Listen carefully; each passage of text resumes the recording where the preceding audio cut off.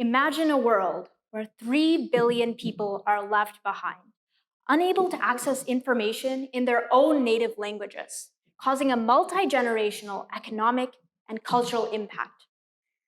This might sound like a world of the past, but it's actually the world that we live in today.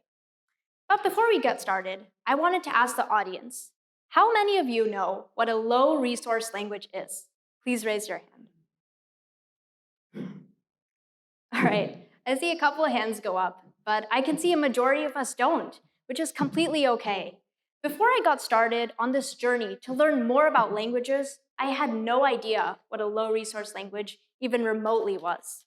To put it simply, low resource languages are ones that are underrepresented in the media and traditional technology systems.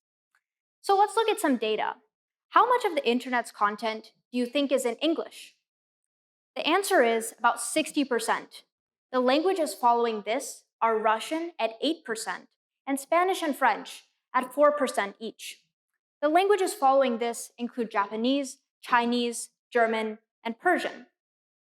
Now, you might be surprised to hear that Chinese is actually the 10th most spoken language on the internet, comprising 1% of the internet's total speakers, even though it's actually the most spoken language in the world. Now let's take a step back. Imagine if you were a speaker of a language like Twi, a language from Ghana with 18 million speakers, or if you were a speaker of Chinook, Nisqually, or Tshiltseed, Native American languages from the Pacific Northwest. How much of the internet's content would even be in your own language? Unfortunately, all 4 of these languages are considered low-resource languages, which means you might not find any internet content in these languages themselves. Now, you can see the implications of this. This might create lack of educational opportunities and a lack of job opportunities, but the problem doesn't just stop there. It also mitigates the culture of these people, leaving these people out of important decision-making processes worldwide. It's a vicious cycle where the lack of information in these languages perpetuates the stereotypes and marginalizes these groups of people every single day. Now, a lot of people will ask me how I got interested in this topic at such a young age. The answer comes from a simple debate topic. I was researching about the struggles faced by refugees and immigrants worldwide, and I decided I needed to make a difference in my own community. Therefore, about 2 years ago, I started a nonprofit organization. Because I was interested in science and math, I decided to host science and math after-school programs for refugee children. Now, in the organizations, there are about 150 to 200 kids totally. But how many kids were even able to attend my programs? 5 to 10. That's less than 5%. What was the reason behind that? It was the language barrier. Many of the students couldn't speak English, so they were unable to access math and science education, even though they were actually so smart. Also, even within the 5 to 10 kids who were able to attend my class, a lot of them didn't even understand what I was saying when I was explaining higher level math and science topics. So I realized that the problem was further than just learning math or science or any kind of educational topics. It was the language barrier. So I decided to make a difference and change my nonprofit organization. So I realized that many of the students spoke Arabic. They were from the Middle Eastern and North African region. So I thought, hey, if I learned Arabic, I could speak in Arabic with the kids, then I would have a bilingual classroom, and the problem would be solved. But obviously, I'm still talking about this problem on the stage here today. The problem wasn't that solved that easily. So I realized I needed to make a different change. Because basically, I couldn't just speak in Arabic to the kids. The kids spoke so many different languages, ranging from Ukrainian to Somali. Just by learning one language, I couldn't make a difference. Additionally, even within many languages, there are hundreds of dialects that are completely different from one another. Even if I was able to learn one dialect, I couldn't apply it to all the kids. So naturally, I decided to look for technology solutions. I thought of using translation platforms, popular translation platforms, that might have the languages the students spoke. So think about it. On these translation platforms, we might have about 100 to 200 languages, right? But in the world, there are over 7,000 languages, and even more dialects. What about all those languages that are left behind? Where will we find translations into them? I realized that many of the languages the students spoke were considered low-resource languages, which meant that they weren't on these translation platforms, actually. And even for the languages that were on the translation platforms, the quality was extremely poor. So it wasn't just that I couldn't translate into these languages. I realized I needed to create educational content, bilingual educational content for speakers of low resource languages.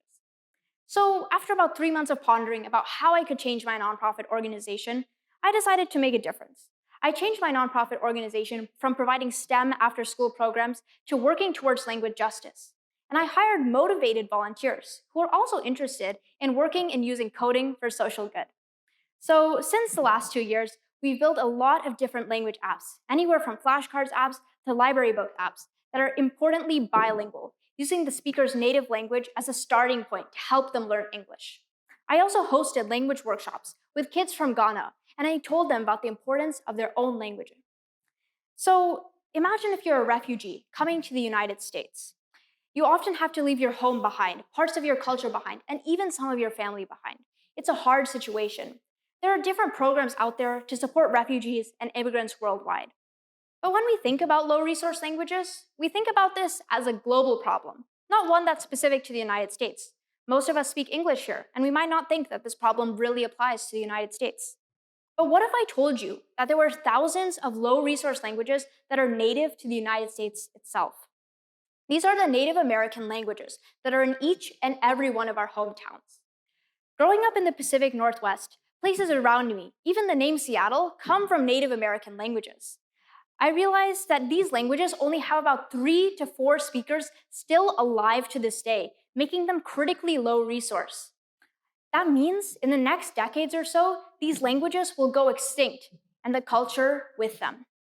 But what's the implication if these languages were to go extinct? If these languages were to go from low resource to no resource? Well, I'll tell you a story from last year. In 2022, there was a typhoon headed towards Alaska. The government naturally wanted to send a report to the Native American tribes up there. But the thing is, the government didn't know how to translate into these Native American languages. So they hired another agency to do it. And what did the agency do? They also tried to translate into the low resource languages.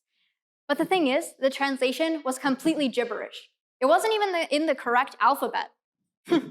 So this left the Native American tribes confused about the actual problem at hand. The government was trying to communicate important information about the typhoon and the aid that they could receive, but the tribes were unable to receive this due to their languages being low resource. When we think about this problem, we often think about it as an economic or cultural impact. But here today, we can see that it's actually life-threatening. Not having information in your own language can make or break your own life. Now, with one language going extinct every 40 days and the number of low resource language speakers grading from 3 billion to 4 billion to even more, we need to make a difference soon. But how can we do that? Well, let's think about it in technology terms. So, what are technologists today doing to help this problem? Remember when I told you that translation was very poor into most of these low resource languages? Well, there's a method called zero-shot learning, which technologists are more and more using to this day to translate into low resource languages. For example, let's say you want to translate from English to Twi, which is a low resource language. We might not have very much data or at all any data into this low resource language, but we can use the context of related languages. Because Twi is an African language, we can use context from other African languages to predict translations into this low resource language itself. This is just one way researchers around the world are working to create content in low resource languages. But we can't just stop there at translation. We also need to create educational content in these low resource languages themselves to help speakers all around the globe. So what can we, as everyday people, do to help with this issue? Now, when you think about traditional forms of marginalization, what comes to your mind? Race, gender, income discrimination. But have you ever thought about language discrimination? Often, many of us are privileged. If you open up your phone, you can see content in English readily available. You can see news, emergency alerts, other things.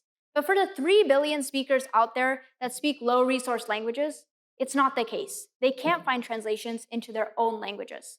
We need to bring awareness about this problem to our government and companies worldwide, since it's something that many of us just take for granted. You can join different organizations and volunteer with different communities working towards extinct languages.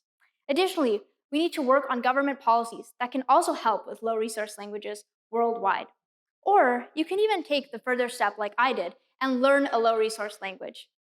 So, in all, Let's create a world where people can find the information that they need in their own language. Let's mitigate the digital divide together. Thank you.